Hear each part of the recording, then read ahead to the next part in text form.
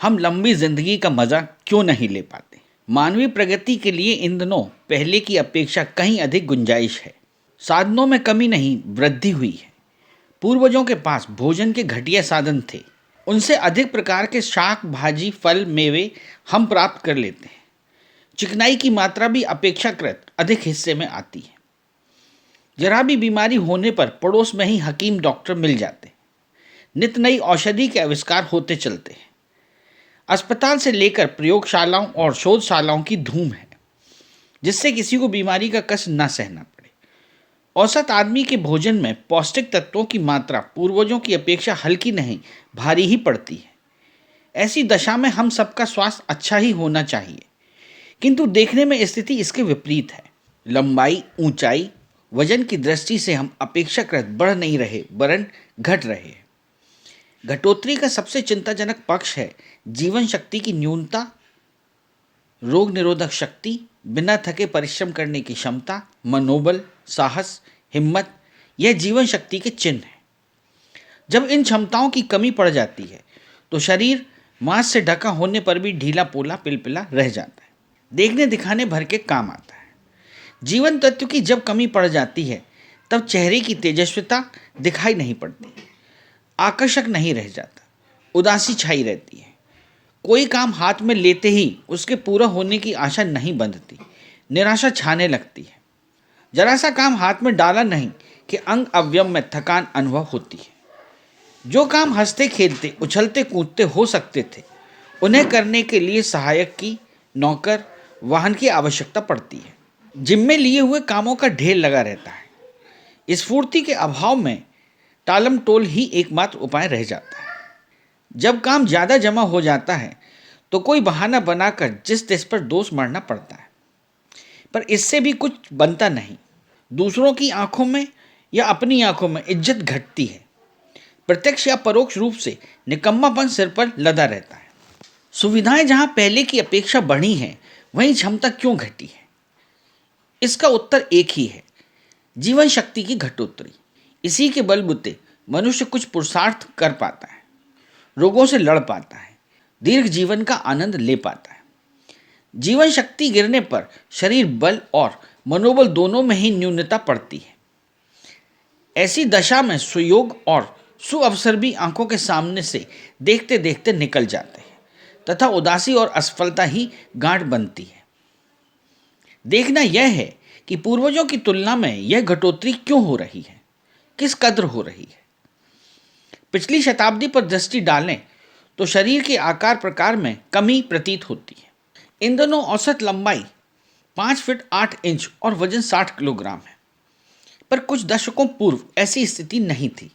कद भी ऊंचा था और वजन भी अधिक था। उसमें ज़्यादा कमी ना हुई हो तो भी पराक्रम वाली जीवन शक्ति तो निश्चित रूप से कम हो गई है।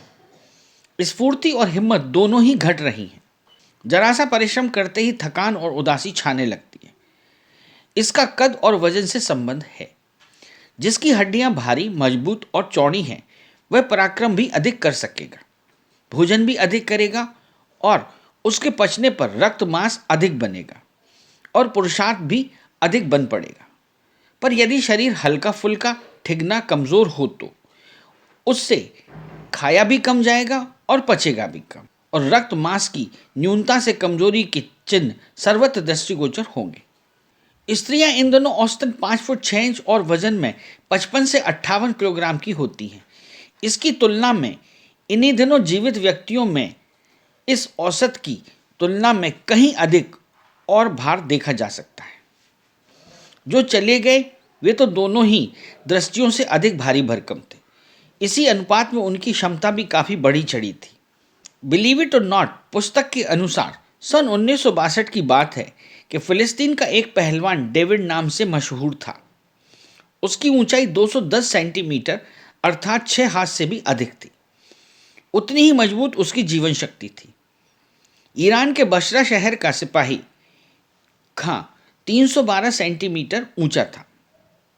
प्रमाणिक लंबाई के हिसाब से अमेरिका का रॉबर्ट वॉशिंग बाइलो 272 सेंटीमीटर पहुंच गया था। टेनिस का जॉर्ज विलियम रीगन 254 सेंटीमीटर का था। पाकिस्तान का मोहम्मद आलम चन्ना 259 सेंटीमीटर नापा गया। इस प्रकार पिछले दिनों दर्जनों 250 सेंटीमीटर लंबाई के लगभग के व्यक्ति हुए हैं। संसार के जीवित व्यक्तियों में शिकागो अमेरिका का जॉन काइलर सबसे लंबा आदमी है। उसकी लंबाई 8 फुट 4 इंच है।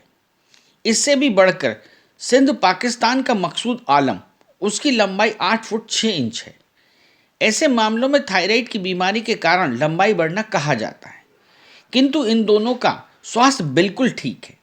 एक दूसरा व्यक्ति जिसकी मृत्यु 22 वर्ष की उम्र में हो गई थी, रॉबर्ट कनिंघम, 11 फुट 1 इंच तक पहुंच गया था। संभवतः वह एक्रोमिगैली रोग से ग्रस्त रहा हो। महिलाओं में चीन के हुमान प्रांत की सांगचुंग लिंग की लंबाई 217 सेंटीमीटर तक आंकी गई थी। कनाडा की सेडी एलन 231 सेंटीमीटर लंबाई की थी। दुनिया के सबसे लंबे दंपति कनाडा के डाहन और उनकी पत्नी मार्टिन दोनों लगभग 250 सेंटीमीटर के थे। तुतनी की आदिम जातियों में लोग 231 से 244 सेंटीमीटर तक के पाए जाते रहे हैं। उनमें दमखम भी खूब होता है। लंबे दंपतियों में कैप्रिंट मार्ट वेड्स की लंबाई 7 फुट 5 इंच थी। उनके पति एन्ना स्वान 7 फुट 7 इंच लंबे थे। दोनों ने मिलकर सरकरा में नौकरी कर ली थी, जहां उन्हें अच्छा वेतन मिलता था। अमेरिका का विफर्ड टाइसन एक माना हुआ वकील था। उसकी लंबाई 8 फुट 7 इंच थी। आयरलैंड के कार्टर का कद 8 फुट 3 इंच था तथा वह 19 वर्ष का था। वह कहता था कि मेरा बाप ब्रांडन 9 फुट का था। उसके बराबर होने तक मैं भी उससे कम ना रहूँगा। लंबे आदमी अपने कद के हिसाब से खाते भी हैं और मेहनत भी करते हैं। पहनने के कपड़े, जूते स्पेशल बनवाने पड़ते हैं। बिस्तर भी बड़े बनते हैं। इतने पर भी उनके कारण किसी को घाटा नहीं पड़ता। अब से कोई 300 वर्ष पहले अब की अपेक्षा बहुत लंबे और वजनदार आदमियों की पीढ़ी संसार भर में थी। तब उनका ऐसा होना कोई आश्चर्यजनक नहीं माना जाता था। आदमियों की घटोत्तरी तो धीरे धीरे हुई है। इतिहासवेत्ता मैगनेल ने दक्षिण अमेरिका के रैंड इंडियानों को 7.5 फुट ऊंचा पाया था। मिस्र का शासक सिसरो 8 फुट का था। रोम का शासक मैक्सिमन भी 8 फुट का था। शाही दरबारों में ऐसे ही लंबे आदमी ढूंढ ढूंढ कर तब रखे जाते थे। पर्शिया के शासक फ्रेडरिक विलियम ने लंबे मनुष्यों की एक सेना बनाई थी, जिसमें 2900 सैनिक थे। इनका औसत कद 8 फुट था। यांग नामक एक चीनी लड़का 19 वर्ष की आयु में ही 9 फुट लंबा था और 104 किलोग्राम का हो गया था। वह आजीवन स्वस्थ रहा। मिसूरी अमेरिका की एक लड़की इलाही विग 25 वर्ष की होते होते 7.5 फुट और 113 किलोग्राम वजन की हो गई थी। रिकॉर्ड्स में सबसे भारी मनुष्य वॉशिंगटन का मिचेल सिस्टन था। उसका वजन 635 किलोग्राम था। उसे करवट लिवाने के लिए 6 आदमियों की ज़रूरत पड़ती थी। लंदन की मिल्स नामक महिला का वजन 408 किलोग्राम था। 380 किलोग्राम से अधिक भारी पिछले दिनों संसार भर में 8 आदमी थे। दीर्घायु लोगों में से जिन्होंने पिछले 50 वर्षों में कीर्तिमान स्थापित किया है, उनकी आयु 100 से 118 वर्ष तक की हो सकी है। इनमें अधिकांश यूरोप व एशिया के ठंडे इलाकों के रहे हैं। भारत में भी अभी भी पहाड़ों पर दीर्घायु व्यक्ति पाए जाते हैं। एडवर्ड होलियोग वह प्रथम व्यक्ति था जिसने हार्वर्ड मेडिकल की डिग्री प्राप्त की थी। 80 वर्ष तक वह सलेम अमेरिका में प्रैक्टिस करता रहा, जिसमें उसने 25 साल रोगियों का इलाज किया। 90 वर्ष की उम्र तक ऑपरेशन करता रहा। उसी साल सलेम बैंक का प्रधान भी चुना गया। अनबक्तीन जब आर्कपोर्ट की लड़ाई में लड़ने गया तब वह 107 वर्ष का था। 2 गोलियां लगने से वह मारा गया। ऑस्ट्रिया में मार्किशन चर्च की 700वीं वर्षगांठ पर 12 मील रोज चलकर सम्मिलित होने वाली महिला का नाम बारबरा बाई टेलर था। तब वह 119 वर्ष की थी। न्यूजीलैंड के माटामारा इलाके में जनजाति का एक सदस्य होडुआ बहिष्कृत कर जंगल में अकेला छोड़ दिया गया। वह कंदमूल खाकर रहा और 124 वर्ष तक जिया। फ्रांस का एडमंड मॉच्यूस सन 1870 से 1985 तक जीवित रहा। हार्लर काउंटी की एक महिला सैली ईगर 90 वर्ष की उम्र में अपनी ऐनक खो बैठी। इस पर उसकी आंख की रोशनी घटी नहीं, बढ़ गई और खुली आंख से सुई धागा पिरोती रही। 95 वर्ष की आयु तक उसे चश्मे की फिर जरूरत नहीं पड़ी। शरीर की बलिष्ठता और बहादुरी लगभग एक ही चीज है। जिसका शरीर सुदृढ़ होगा वह कुछ बड़े काम कर सकता है, अधिक दिन तक जी भी सकता है। दीर्घ जीवन भी इसी जीवन शैली से संबंधित है। जिसका शरीर मजबूत गठन का है वह लंबे समय तक जीवित भी रह सकता है और आपत्तियों को सहन भी कर सकता है। युद्ध में लड़ने वाले सेनापति किसी जमाने में लोहे के तारों से बने कवच पहनते थे ताकि शत्रु की तलवार उनका कुछ बिगाड़ न सके। बोस्टर्स विलियम समरसेट का कवच 37 किलोग्राम भारी था। वह 5 हिस्सों में जोड़कर बना था।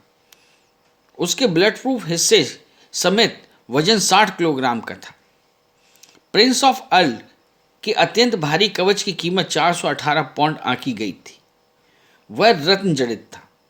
मिस्र का सेनापति लुंग वाशा 18 वर्ष से लेकर 40 वर्ष तक एक मन भारी कवच पहनकर नील नदी को तैरने और वापस आने का नियम बनाए रहा। वाइजेंटियम का शासक रोमेजल अपने भारी लोहे के कवच पहने हुए उछल कर घोड़े की पीठ पर बैठ जाता था। इतना ही नहीं, उन लोगों की ताकत और हिम्मत भी असामान्य स्तर की होती थी। स्कॉटलैंड का बादशाह अलेक्जेंडर कभी अंगरक्षक नहीं रखता था। एक रात वह सोया हुआ था कि 6 शत्रुओं ने मिलकर हमला किया। आंखें खुलते ही वह भिड़ पड़ा और देखते ही देखते 6 का सफाया कर दिया। उसकी ताकत और हिम्मत दोनों ही एक से बढ़कर एक थी। जर्मनी के एनहोस्ट का एक रीछ से पाला पड़ जाने पर उसने उसे घूंसों से मार डाला। फ्रांस के वारेन किस्ट्रोफ का घोड़ा सफर में घायल हो गया। उसे वह कंधे पर लाद कर 1.5 मील दूर पशु चिकित्सालय ले गया। घोड़े का वजन 424 पाउंड था। एक असाधारण पहलवान कीवेस का निवासी पीटर जैकस था जिसने 2 आदमियों को हाथ पर बिठाकर लंबी दूरी तय की। संसार में तीर से गेंडे का शिकार करने वाला एकमात्र व्यक्ति अफ्रीका का इमेस था। उसकी भुजाओं में इतनी शक्ति थी कि उसका तीर 1 इंच मोटी खाल पार करता हुआ 2 फीट भीतर घुस गया था। पहले के लोगों का साहस भी देखते ही बनता था। स्पेन के सेनाधिकारी रोड्रिगो पांस को शेरों के एक झुंड के कटघरे में से हाथ के दस्ताने निकालने के लिए छलांग लगानी पड़ी। शेर सकपका गए और सेनापति दस्ताना लेकर सकुशल वापस लौट आया। ननवर्ग जर्मनी के एक कैदी मॉलिजन को फांसी की सजा मिली। उसने मरने से पूर्व अंतिम इच्छा प्रकट की कि उसे अपने घोड़े पर एक बार चढ़ लेने दिया जाए। स्वीकृति मिल गई। कैदी ने घोड़े पर चढ़ते ही 12 फीट ऊंची दीवार छलांगी, 30 फीट ऊंची खाई पार की और ऐसा भागा कि फिर कभी पकड़ में नहीं आया। ये घटनाएं एवं प्रसंग बताते हैं कि अब से कुछ ही समय पूर्व लोग कद में लंबे, वजन में भारी, अधिक खाने वाले और अधिक पराक्रम करने वाले तथा दीर्घजीवी होते थे। उनकी हिम्मत और बहादुरी भी बढ़ी चढ़ी थी। यह उनकी जीवन शक्ति की बहुलता थी जो प्रकृति, रहन सहन और अस्तित्व के समग्र विकास का प्रयत्न करने पर ही उपलब्ध होती है। इस ओर उपेक्षा बरतने से ही आज हम स्वास्थ्य की दृष्टि से बहुत कुछ खोते और खोखले होते चले जा रहे हैं। यदि आप अपना टैलेंट बंजारा बीट्स के साथ शेयर करना चाहते हैं तो 2 से 3 मिनट का वीडियो हॉरिजॉन्टल में बनाकर इन नंबरों पर भेजें।